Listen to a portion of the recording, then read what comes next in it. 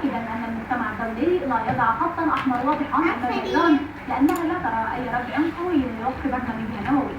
وأضاف نتنياهو أن إيران لا تظهر عزما كافيا لوقف برنامجها النووي حسب وصفه.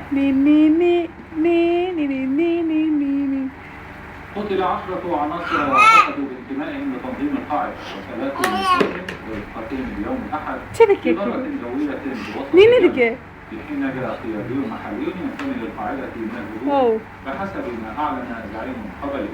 وهو زعيم محلي للقاعدة نجا من الهجوم الذي كلف سيارتين في قرية الوداع ما أسفر عن مقتل عدد من الحراس و3 نساء. Cepik liggen, cepik liggen, cepik lo, cepik lo, nee.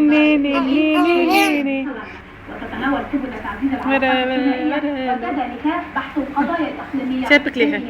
cepik liggen, عافين.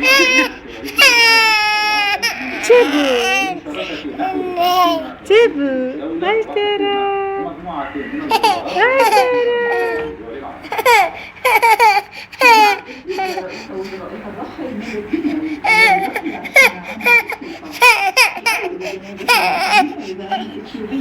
يلا الله